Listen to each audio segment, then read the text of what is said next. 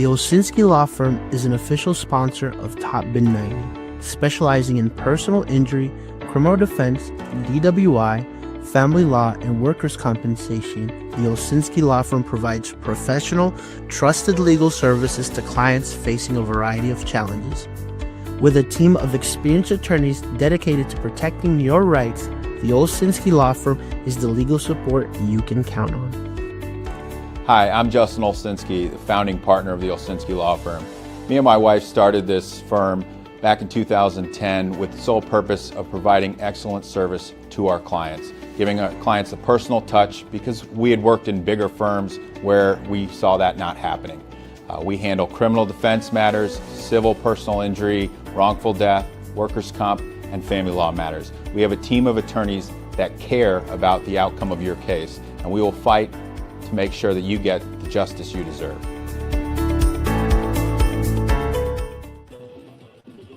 Hello and welcome to episode 58 of the Top Bin 90 podcast.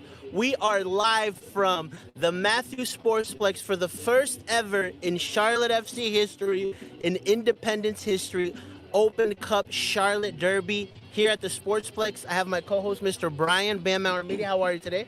Great, man, great. We got music in the background. We got good smelling food in the background. Here we go. The real season's getting started. Nice. And we also have from our team, Mr. Aaron Bright. How are you today? Of course, man. Doing great. I mean, we're here for our first time in Charlotte FC history, so, you got to be excited. Nice. And so we're going to have a fun podcast today. Obviously, we'll talk a little bit about the Open Cup. We're also going to have a couple of guests come from Charlotte FC. And so it will be a very fun and interesting podcast. And so shout out to Charlotte. They reached out to us and we made this work out for today. And so, Aaron, I just want to start by asking you, man, what do you make of the first 7 games so far for Charlotte FC? I feel like I've been a bit more critical than other people. I think I align a lot with what Caleb has said, especially on the podcast, is that we just haven't seen an impressive performance. And I think every time that we go up against a team that, is good, that's kind of what people will say, well, they're good. And it's we are good. We should be really good by now, especially whenever a lot of the emphasis last year and coming into the season was continuity. We're coming in the same team. We're going to come in strong. We finished strong. I've seen flashes, but I think there's just some worry there again of just some, I don't know if it's emotional maturity, kind of what I've said every single time. And we're if we go out in a match, it's well, this one's shot at halftime, type of deal. But I think there's a lot to be seen. I think there's some signings or changes that could definitely be made, or even just try new things out. I mean, with Loco, that was nice seeing something new. I think he brought passion that we haven't seen all season almost. We have wingers that are kind of stagnant. He came out there and he seemed like a trooper. So I don't know. I want to see new things, just trying something new, because I think in some of these games, we're stale for 90 minutes and we're just missing opportunities like that. Absolutely. I think we're all waiting for that next evolution, right, of Charlotte. There's a next step there, and I feel like we don't know where it's going to come from, but it needs to happen. Yeah. I think it goes to show, because they're technically on, a pace for, 55 points right now, or pretty close to it, but I think it goes to show the standard of both what they've set themselves as a team, based on what they've said, and just also, I think, what the fan base is looking for in terms of, even if you're on a 55-point pace, that's just not the standard or not the expectation anymore. Yeah, that's a really good point. And so, as we talked about this last year, as the team develops a floor, we're going to ask for something more. Yep. And so the floor right now is top 4, top 5 in the East, but we need to see more. We need to see this team progress. Yep. And so, obviously, let's get into this Independence Charlotte FC game a bit, Brian, what are you expecting, from Charlotte FC? Obviously, they're the clear favorites, but we saw yesterday with Austin, anything could happen. Yeah, and I think Colorado also beat SKC, so there was a few. I think they got blown out by them. Oof. So there's been a few cup sets already. You definitely don't want to take this for granted. At the same time, you're still going to see rotation. I would expect at least 7 or 8 players to kind of be rotated out. I'm hoping to still see certain key guys in, maybe a Vargas, Morrison, Luca De La Torre, seeing some of these younger guys, or Luca, kind of step up and take the reins, show that they can kind of take responsibility and take leadership in a moment like this. So I think that's where like some of these guys should have an opportunity to kind of step up and show what they're about. Absolutely. Aaron, what kind of squad are you expecting today from Charlotte FC? Obviously, we'll see a rotated side, but I'd imagine it's still a good second team. Yeah, I just keep harping in my mind about the Miami match and then the Nashville match. Like, we got schooled by like backups. Yeah. And I hope that a lot of the players that rotated today, like, they have the same mindset of like,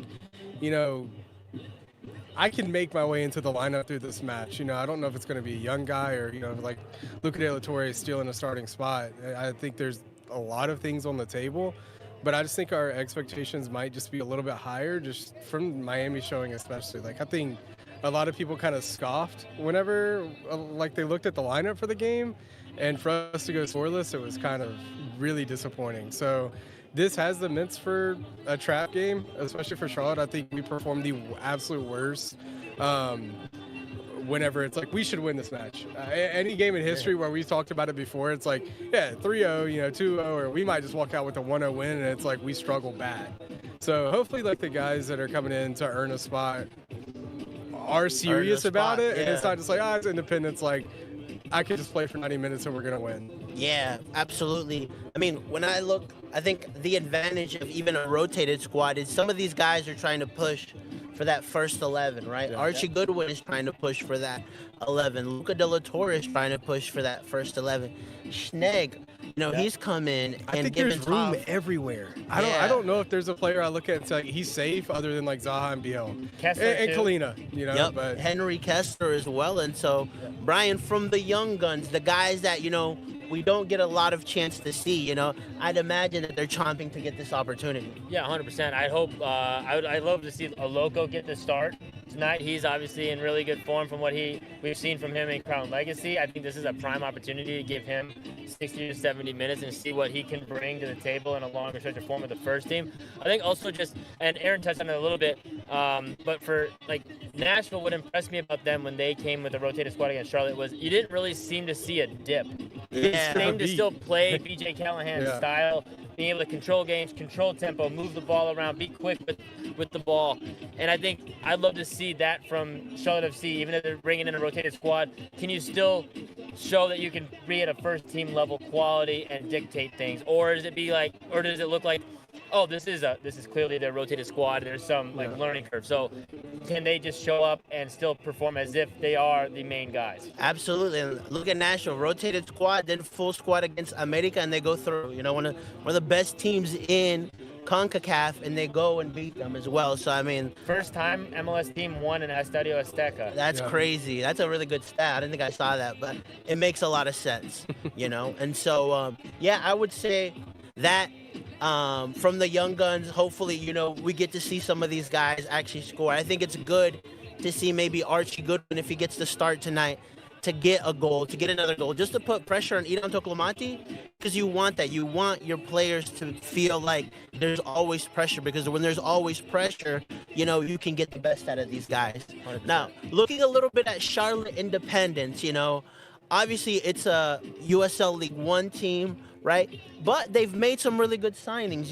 One particular one is Luis Alvarez, who was with them, went to Tampa Bay in the USL Championship, and is back. He's already, I believe, has 3 goals to his name for the team, right? And so I'd imagine some of these guys are also Charlotte guys, Clay Dimmick, right? And so what would you be expecting from these guys for this game, Brian? Yeah, I mean, they're going to bring a lot of fight, right? This is a big, big game for them. So whereas for Charlotte, they're going to have to kind of find that extra gear to kind of find that motivation, because they've had so many key games coming up through their MLS season. For Charlotte Independence, this is one of their biggest games of the season, an opportunity to impress against an MLS side on CBS, right, national TV, all that kind of stuff. So I think for me, that's maybe a bit of a difference. And it's going to be their first team guys, their main squad. I think Vigo Ortiz is another guy, 17-year-old kid who's also been really good.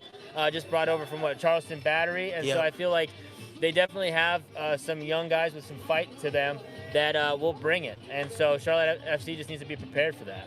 Absolutely. Aaron, what would you add to that? I mean, I think the basis of it is that it's going to be a really gritty match from them.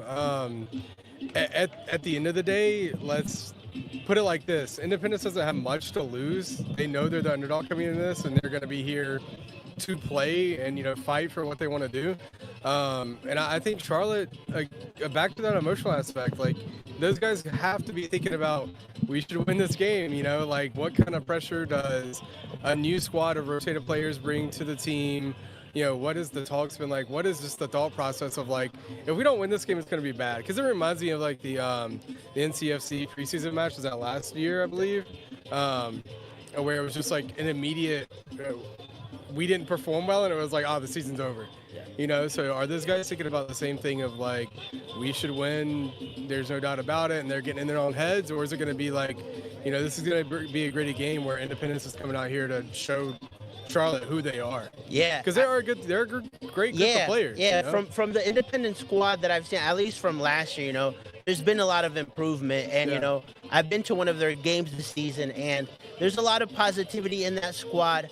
Obviously, an opportunity like today, I think, just elevates all these players as well. And you're also at the Matthews Sportsplex, so it's not you're not at a giant stadium, so maybe there's some mystique to that, Brian. Maybe not.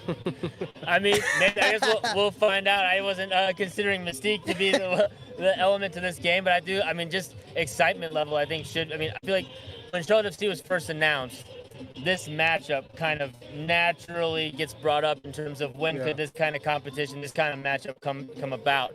And for it to actually come to fruition now, I think is an exciting moment. There was multiple times throughout Charlotte FC's history where back when I lived in Greensboro, I thought they were going to get a chance to play NC Fusion up there, and they almost happened, didn't quite make it to the round. And so there's just the mystique in that round where you have Charlotte FC coming and playing these lower league teams, especially when they're local, and you have an opportunity to follow Charlotte FC, but then see maybe your local team get a chance and get some reps against them, I think is always an exciting element. Gotcha, absolutely. Let's go into a little bit about some positions here and people that may be looking to get some opportunities. Obviously, you talked about Henry Kessler, right? Yeah. And so, a guy that's coming back from an injury, Morrison Ajiman kind of, overleaped, right? Or however you say that, Hurdle. He jumped over Andrew Privy in the picks and in the starting 11, and I'm assuming that Henry Kessler would want to kind of fight for that starting 11, and today's a great opportunity for him to show us what he's got. Yeah, 100%. Morrison took advantage of the opportunity. There was a spot open, and he took it, and Kessler wasn't able to really have that chance, right? Because that's he was injured. So now he's got to try to find a way to fight his way back into the group. Obviously that's why they brought him in, because he should be able to compete. Now we get a chance to see him. Absolutely. Aaron, what would you add about just a guy like Henry Kessler? Yeah, I think there's a lot of room for, something to happen. I know a lot of conversation is happening about Tim Ream and just like, is he consistent? Is he the Tim Ream that he was at one point? I think we've all been impressed with Morrison, so I don't know. I think we'd have to see a lot out of Kessler to take this spot immediately. Yeah. Morrison has made some mistakes, I think mainly in his passing game from what I've seen during matches. I think I feel like a lot of the rockiness is from Ream, and I hate to say that, at this point. Morrison, if he makes a mistake, he has the speed and agility and hustle to make up for it, and I think that's a lot of the stuff where Ream has been called out on. And I believe during last week's game, there was a handball in the second goal from Ream as well that looked just like the one for U.S. men's national team.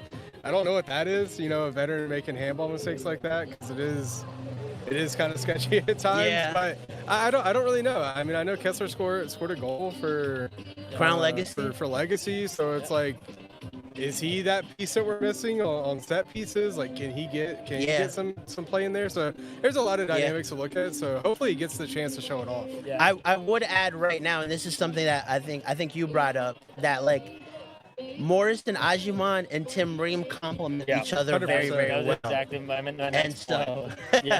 I took it from you, dude. I saw you write it down. That's where I feel like they have the plus right now. It's the quality.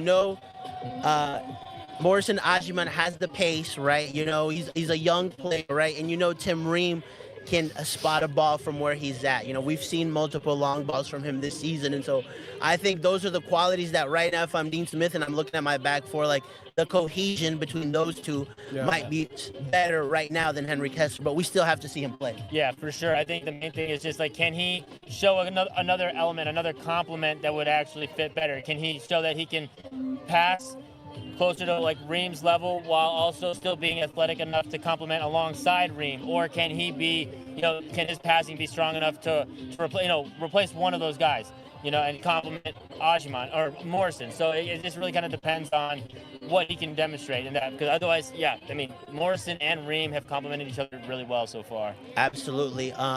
Aaron, another guy, you touched on it a little bit as well, is Luca Della Torre, right? He's a guy that kind of came into the team and, we expected, okay, this is a player that can add a lot of quality to the midfield. And we saw a glimpse of it, with an assist he had earlier this season, but, it still feels like he's not quite there just yet.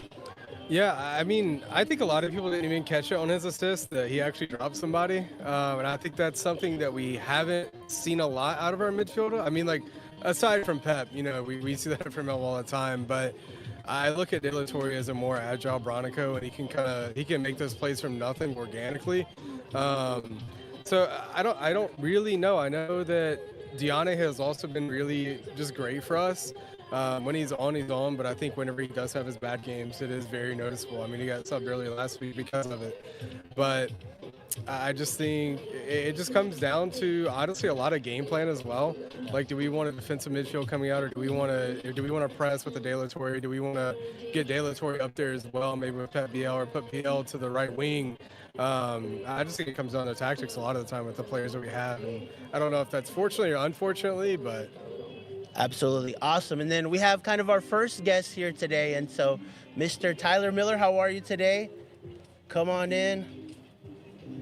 How are you? Good to see you. Man. Good to see you. Yeah.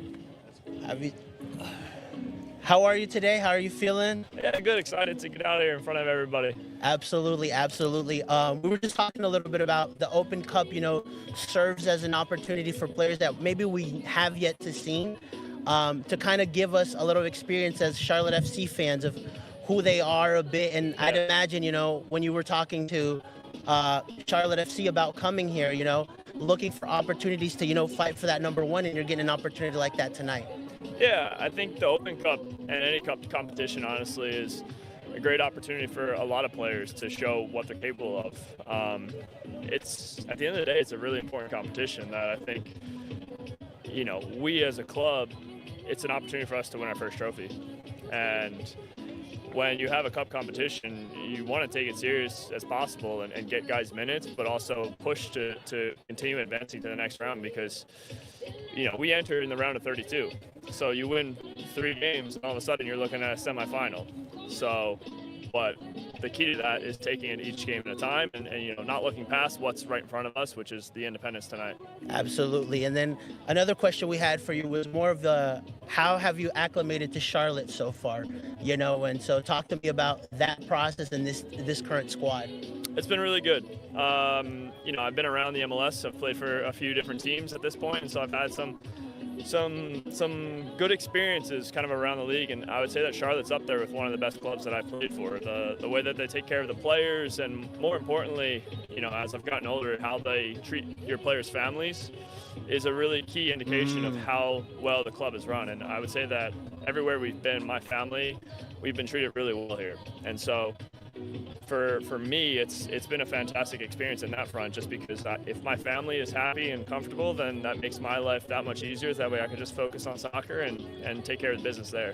Yeah, I think that's a very important note that I guess fans or other people, you really don't get that perspective, because as a player, you're also a human, right? So you're thinking about other stuff, not just the game, correct? Exactly. We have so much more going off the pitch that people get to see and get to experience, and we love what we do. We're blessed and able to live out our dreams, but that also comes with a huge support system, which the family is the big support system for myself and for a lot of people. And so my wife and my daughter, they've been welcomed with open arms here, and they've really made the effort to make us feel comfortable from the start. And so I'm really thankful for joining Charlotte. It's been a great experience so far. Nice. What was one of the things that maybe you were missing about, America when you were in Europe? Yeah. That you're kind of like, I'm glad I got it back. Yeah, it's a different and unique experience playing in England, especially in Europe. There's a lot of amenities that I say would come with the MLS. They take really good care of players, and you hear the saying, the grass isn't always greener. And I think in certain aspects, I needed a challenge. I needed a change for my career to kind of give myself a refresher and feel re-energized in everything that I'm doing in my craft. And, going to England, testing myself, pushing myself through a lot of difficult situations and trying myself truly as a person and as a player was something that I needed at the time. But when Charlotte came along, it was too good to pass up for the opportunity to come back. And, from the travel to the food to the facilities, everything is top of the line. And you ask anybody over there, they were all asking me, like, can I come with you? Can I come to the MLS? And I was like, I wish it was that easy. But there's a reason why so many players want to come to the MLS now, and they are coming, is because they see how good of a league it is becoming and has become in the span of my career here. Yeah, I think, in both domestically and more like in international competitions as well. We were just talking about what Nashville did, right, going and beating Club America. And so some of these MLS teams, are making that next jump. Brian, Is there anything you wanted to add? Yeah, I was just wondering if you had like a favorite U.S. Open Cup memory. Yeah, I've been in the competition many times. Yeah. And, one of my first opportunities you were speaking about earlier of how important it is for players to get these opportunities was when I was at Seattle my first year there. Yeah. It was 2016. We played Salt Lake away, and Salt Lake put out primarily a first team. And when I was with Seattle, we played, a mixture of some first team players, some guys that were academy players, and so. But we went there and we ended up winning on PKs. So I've always really, loved that moment.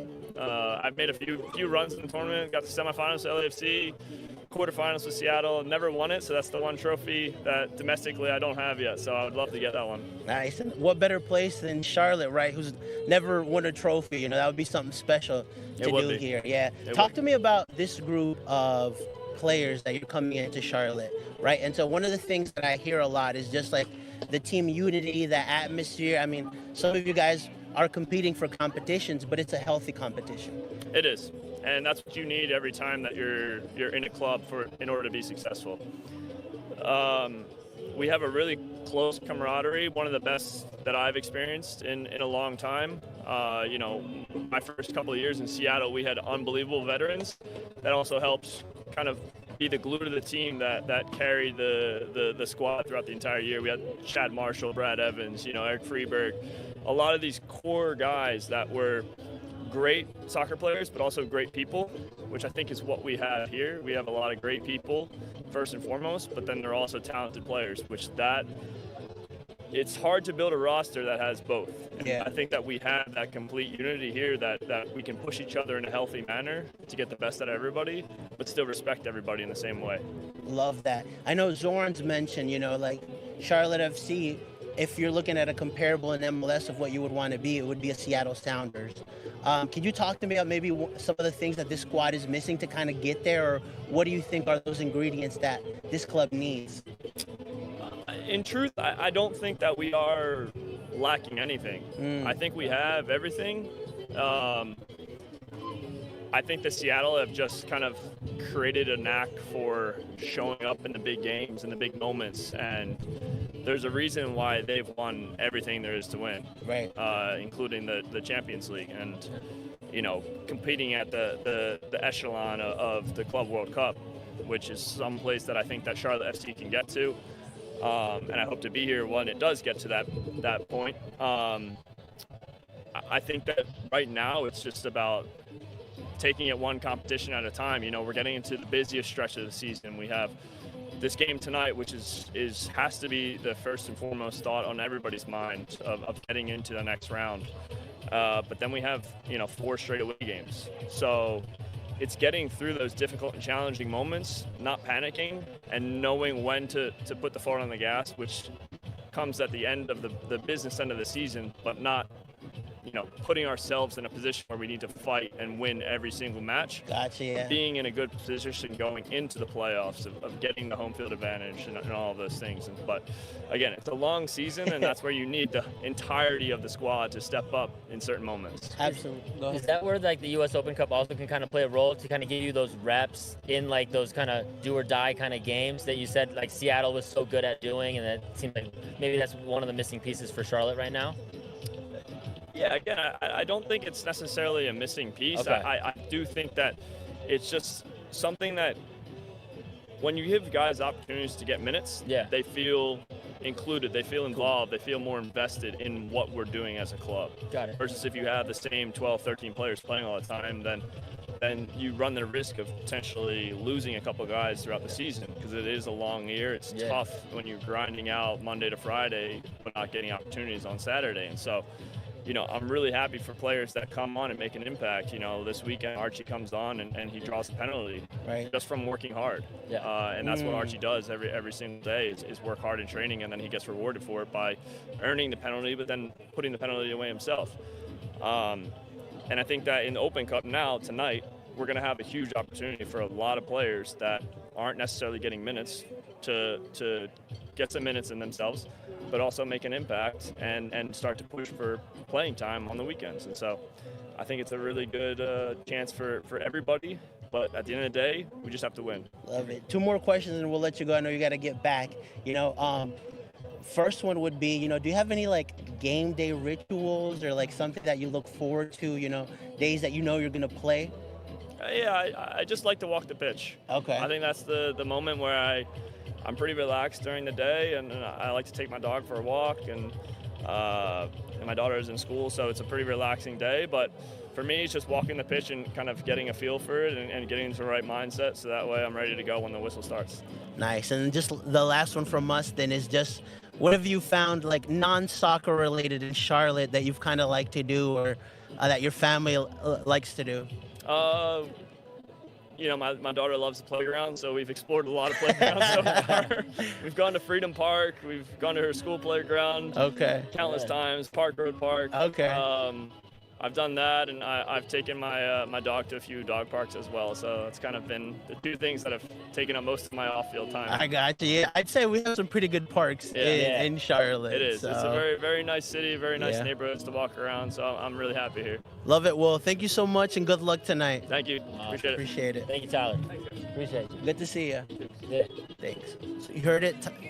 Tyler Miller, Charlotte FC goalkeeper, and so he will get the start tonight against Charlotte Independence, and an opportunity for him, to start making a name for himself, And so one of the things that we talk about is, like pushing players for spots. And I think having somebody, for Christian Kalina to look at and that could potentially take his spot, although right now that's not the case, I think having somebody that can kind of compete there is always good. Yeah, 100%. And he's performed well here before. He helped Crown Legacy shut out, I think it was Atlanta United 2, had like 7 saves against them, kept the game close before Atlanta United 2 had a red card, and then they ended up going on to win 3-0. So he's already performed well here, specifically at this stadium, and has another opportunity to get more reps and show what he's got.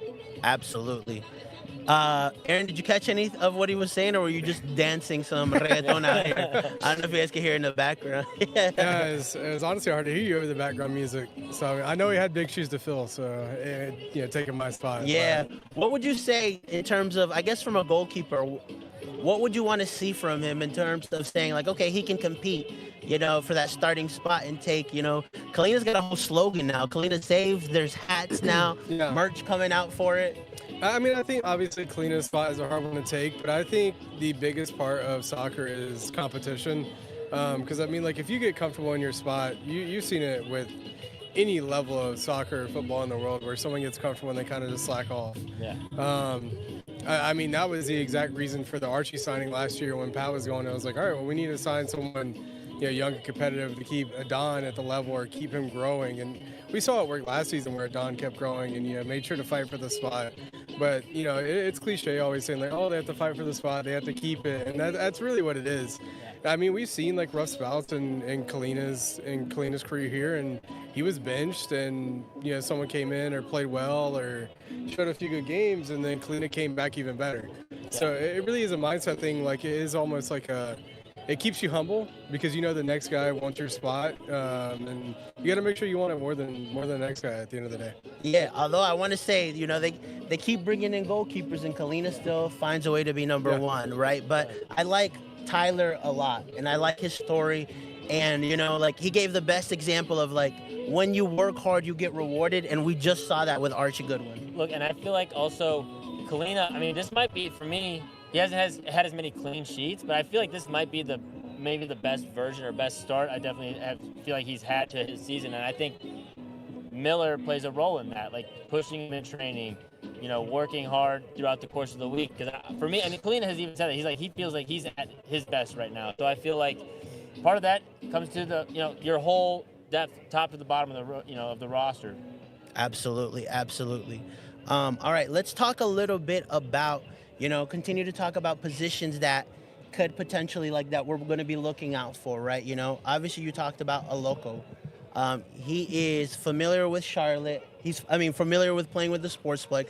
He's got, 5 or 6 goals here already, so I'd imagine he wants to continue to grow that stock. 100%. And one thing I actually, the last time I saw him play at Crown Legacy was the game he didn't score. And I just remember seeing how upset he was when he missed his final chance of the game. It was in stoppage time. And for me, it's moments like that where even though he's had a good run of form, he's scored in multiple games, the club is winning every game, right? They had gone 5 wins in a row, and he was still clearly thinking about scoring a goal and continuing his scoring streak. And I think just competitive edges like that where you stay hungry like that is what the great ones do. For me, if you see, I mean, obviously this is not a straight like-for-like comparison, but having like Erling Haaland from the early days of his career, I always felt like the guy, no matter if he had 2-3 goals, the guy is always looking for another goal. And I think there's just certain players that have that, and if you have that hunger to always kind of be starving a little bit, that's super key. And I feel like that's what I saw from Aloko at Legacy that last time when he didn't score, was he was still fighting for that goal. Even though the game was put away, they would already had it locked up. He was just like that extra oomph in stoppage time up 2-0. It's like I like players like that who have that extra hunger to them. Absolutely. Love that. All right, let's talk about what can this game actually teach us about Charlotte FC. Obviously, they're playing Independence. Independence is going to be up for it, but Brian, what can we really learn from tonight? I think it's more just about momentum, like getting momentum back. You lost the game 2-1 to Nashville, rotated Nashville, right? And I feel like there was an emotional drop after that, just because it's like another opportunity to get 3 points, another opportunity in that moment to show like, hey, we're ready to take that next leap, that next level in the Eastern Conference. And so I think that loss is a little bit of a dip. But you can get some of that momentum back, even if it's a rotated squad, even if it's round of 32 in U.S. Open Cup and maybe not your top priority. Getting wins and stacking wins in competitive matches and advancing in a tournament still builds momentum. That's what we saw happen to Nashville last year. They won their first trophy in state history for any sport last year, and it was a U.S. Open Cup, and look at where they're at now. So I feel like there's still something we can learn about this group, even if it's a rotated squad. We can maybe see who, like Tyler Miller said, some of these guys who could fight for extra minutes in league play, but then also just kind of taking that momentum back. Absolutely. Aaron? I hope at the bottom line, we learn more about the young guys that I think are going to be the future of this team.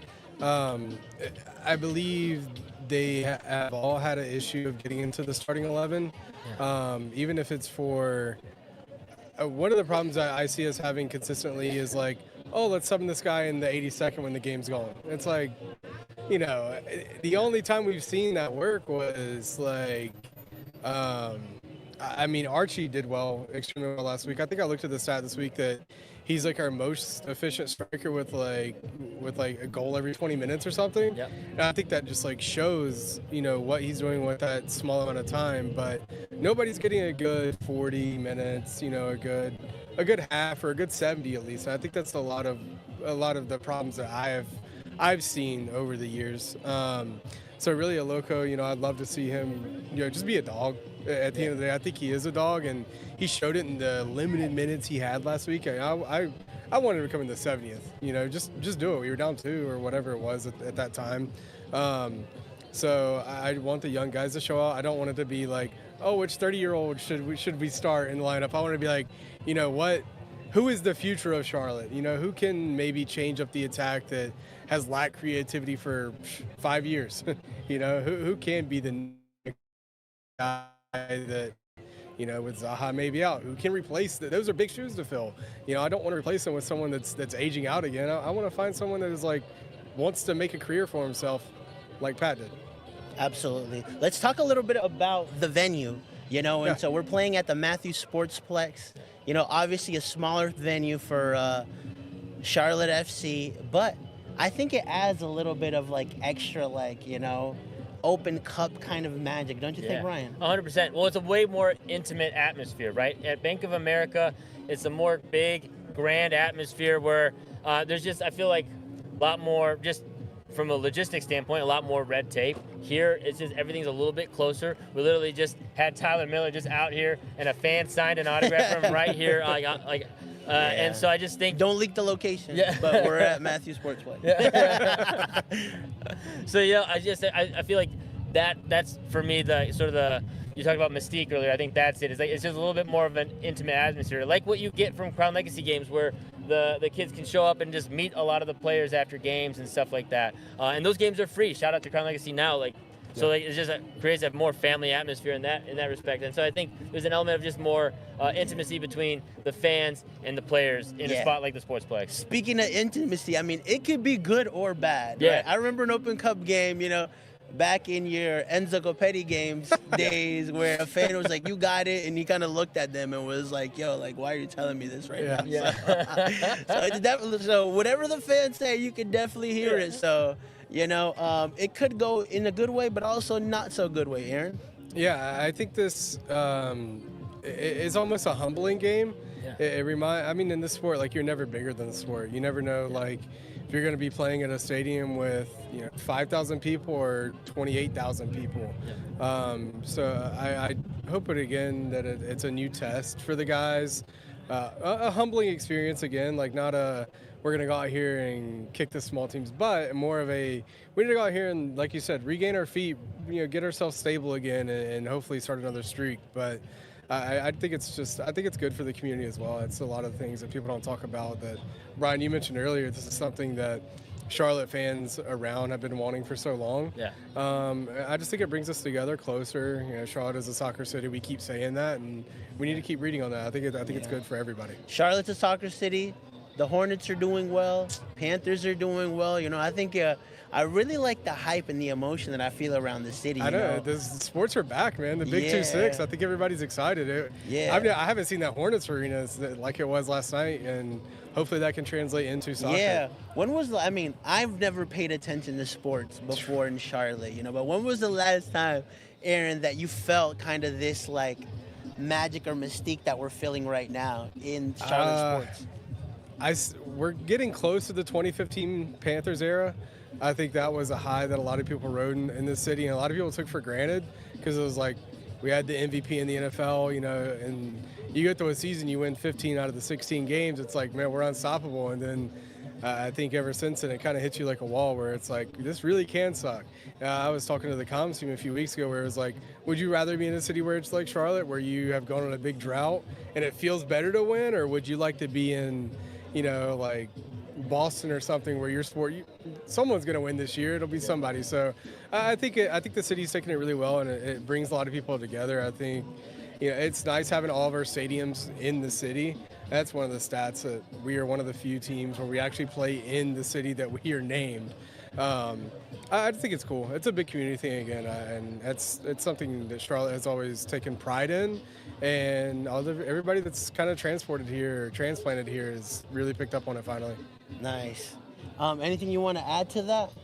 Well, I hadn't really been paying attention to NBA in several years. I didn't realize, because people had been talking about how good a form the Hornets were in, that. Apparently, I think it was Will was saying that it was like they were close to one of the top performing teams in NBA. Then I saw they were in the play-in game. Yeah. 9th.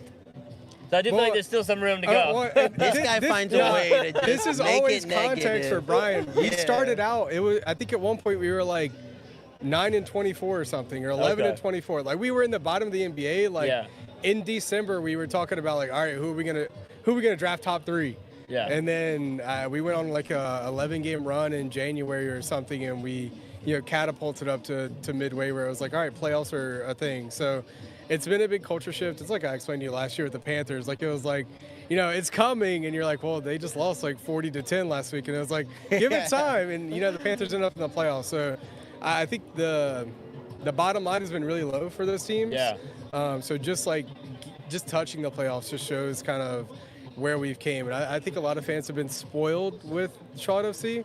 I think we've always been like pretty okay, and the playoffs line is, I think, a bit wishy-washy. 8th or 9th, you get in the playoffs here, and people consider that a win, but we've never been slapped in the face where we are finishing 16th. So I think it's a different perspective with those teams, but it's good either way. I'm glad to see everybody happy about it.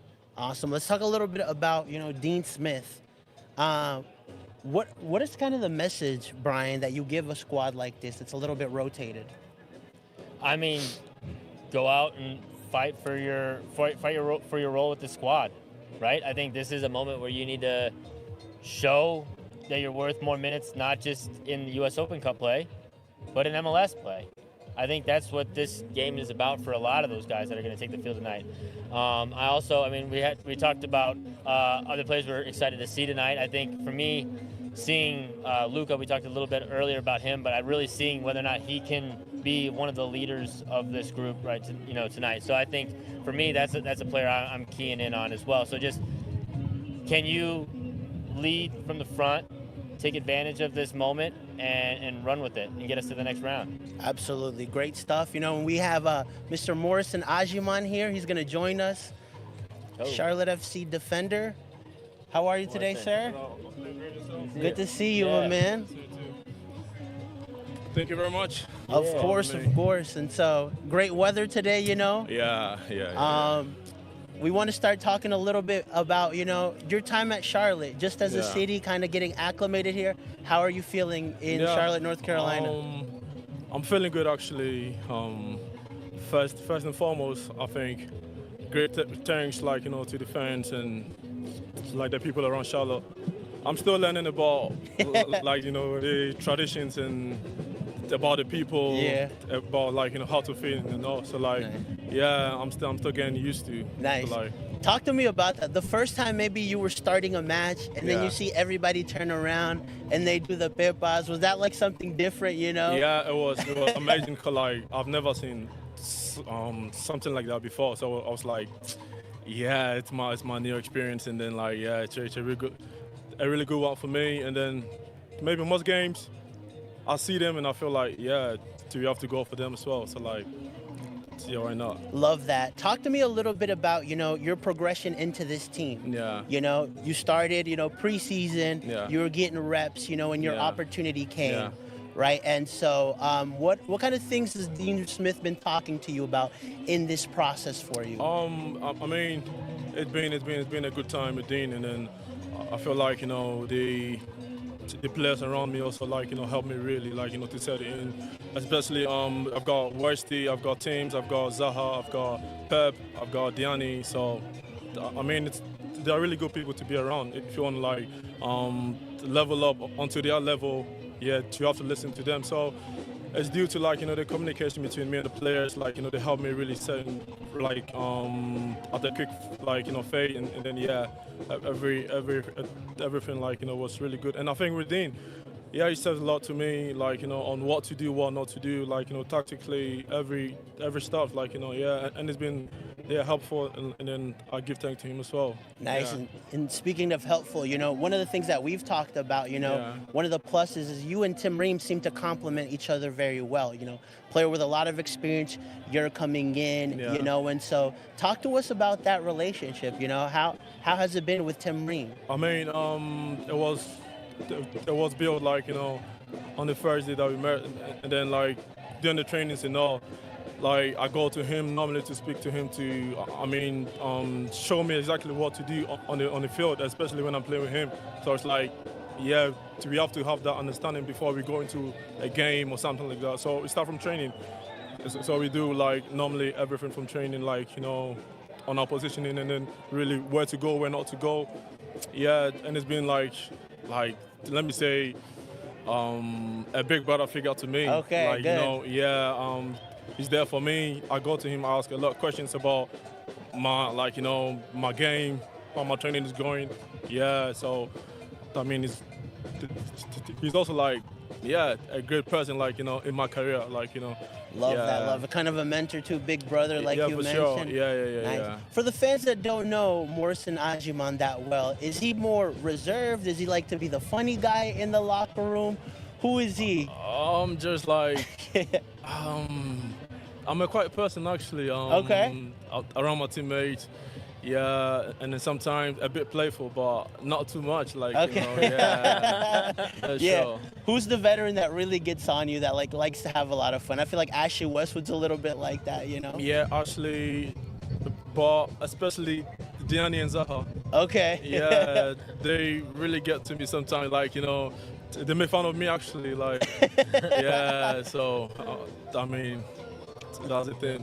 Yeah, that's good Yeah. that those relationships are there. Yeah, sure. Now, while many fans might still just be getting kind of used to you after you just broke into the starting lineup this year, but you've been in Charlotte for since last summer now, Yeah. right? With playing with Legacy. So, Yeah. what are some of some of the things you like to do off the field in town? Off the field, I'm just indoors, actually. Yo, really? Yeah. Yeah, 'cause like, I have to know a certain area before I go out. Yeah. Yeah, and then I think I'm getting used to, like, you know, the people in Charlotte, like, you know, yeah. So in due time, I'll be out maybe for food or something like that, like, you know. Okay. Yeah, but for the time being, I'm just indoors, like, speaking to my family and stuff. Yeah. Nice. That was my next question. You know, what role maybe does your family or your support system play for you? Because you seem like a very grounded person, you know, and that's very difficult to find sometimes. You know? And I think I've got my family in the UK, Coventry.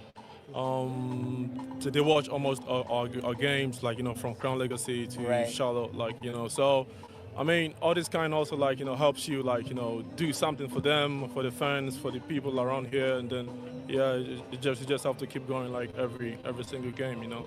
Love it. I know when I'm from Honduras. Yeah. So when I've gone down there, they've asked me like the most random questions about America. Yeah. That like, hey, like, is there a lot of trees where you live? And I'm like, yeah. What do you mean? Have you experienced anything like that, where maybe like no, someone just asked you, like, mean, tell me about America. What's America like? I mean, America to me is like greatest nation of all. So it's like, a lot of people see you here and they be like, yo, you're just chilling. I say, yeah. Like, it's a good country, so why not?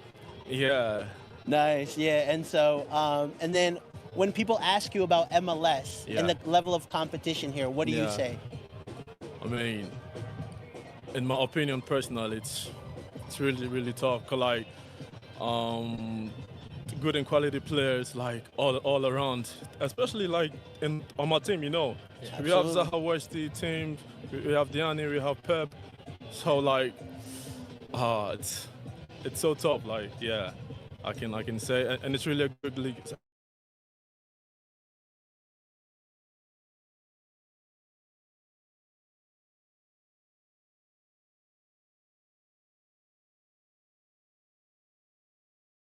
Or is Morrison Ajiman expecting from himself? I mean, first of all, I just want to be alive. Like, that's a great answer. Like, you got to start there, right? Yeah, because if you got life, you've got everything. Like, you can achieve everything in the world. So, life first, and then let's see what life gives me. You know, yeah. Nice. Brian, you got anything? Yeah. Do you have a favorite memory so far from your time in Charlotte, whether at Legacy or now with the first team? Memory. Like a memorable game or like a memorable moment for you? Yeah, a memorable one could be my first game at home, where like the car unfortunately happened, and then we won the game like at the end. I was joyful, like to have a win, like at the end, like of my first debut at home, like yeah. Now, when you made your debut, when you knew you were going to be making your debut, did you have any phone calls with family or anything before that game to talk to them about that? I had already, cause like I played already in LA. Yeah. Yeah, and I had like phone calls already, but going into the game, I didn't really get closer to my phone until when the game is done. Like I got to my phone and I saw a few friends of mine like trying to like to just hit up to me. Like it's a good start. Like keep going. So yeah, that was it. Yeah. And then I do want to know a little bit more about this squad, right? And so talk to me about like. One of the things that a lot of the players say is, it kind of feels like a family as well, and, everybody looks out for each other. And maybe that's not the same case in other spots. Yeah, for sure. Like, I mean, especially like, the team that we have now, we have, let's say, we have senior players like, really likes of Westy, Tim, Zaha. So they look after the young lads, like really good. Like, if you come train with them, it's a different kind of feeling, like, to feel you're actually welcome, like, in every sense, like, so it's a great feeling, like, to be with them.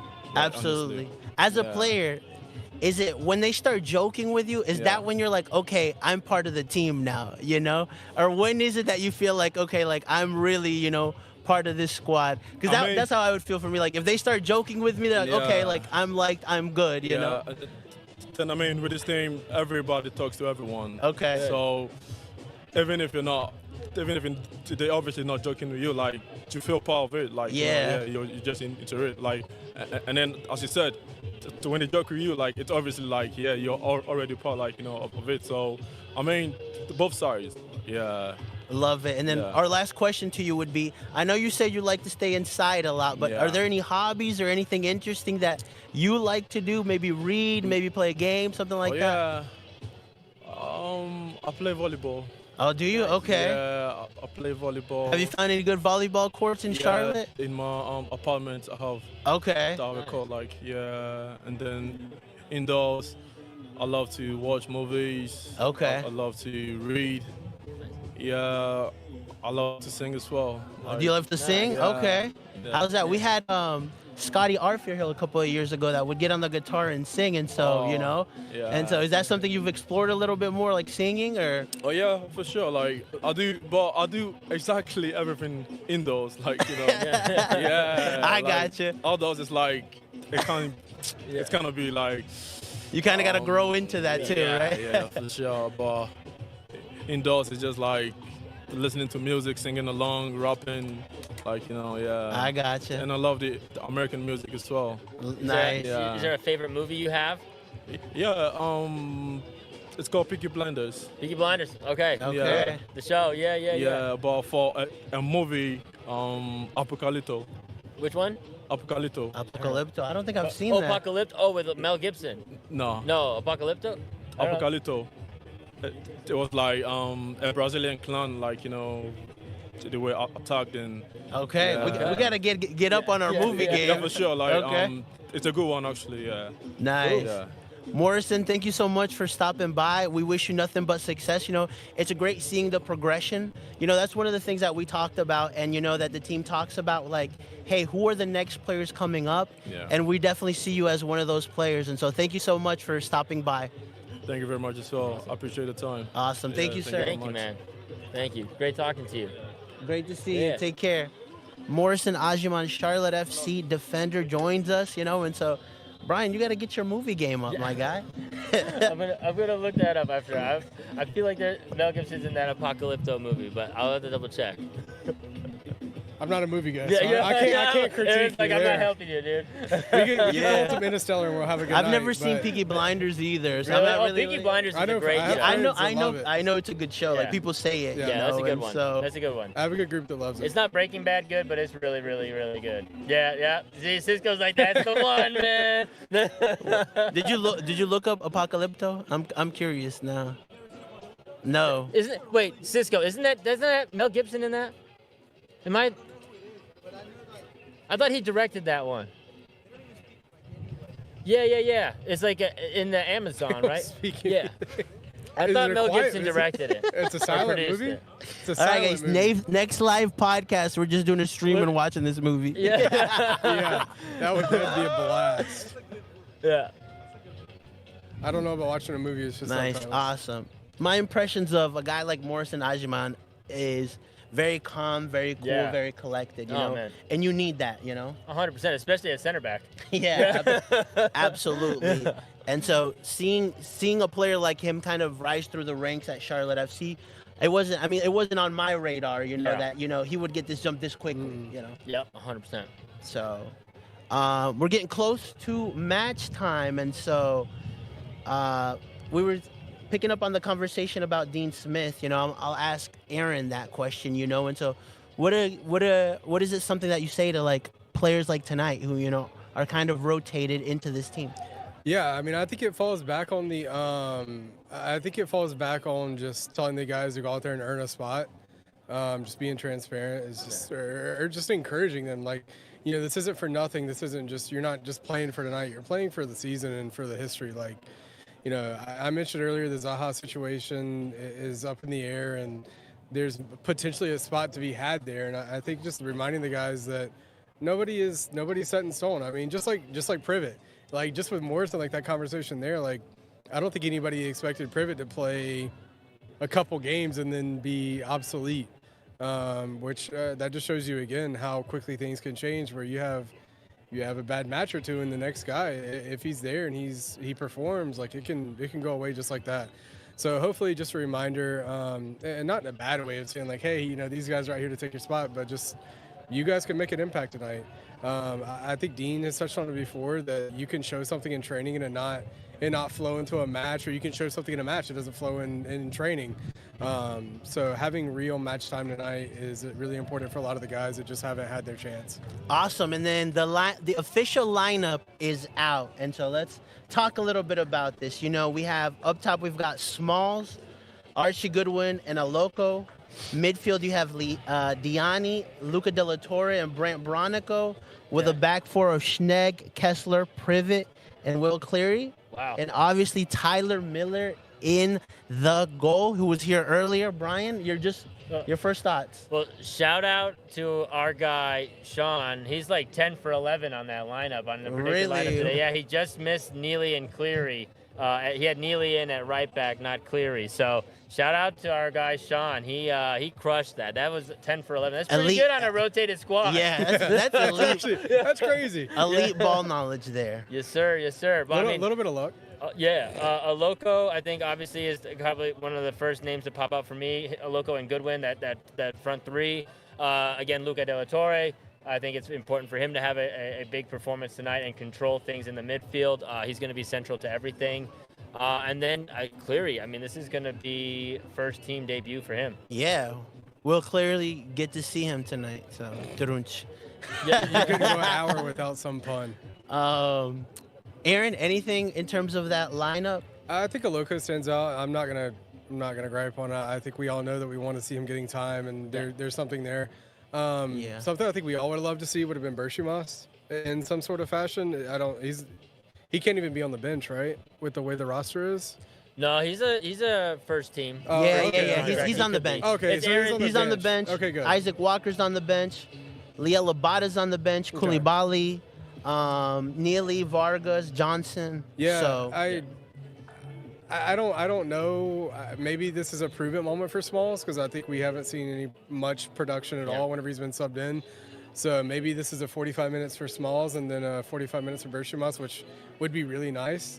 Personally, maybe that's a biased take or whatever, but I feel like a lot of people would agree with that. I think another big one is Schnegg.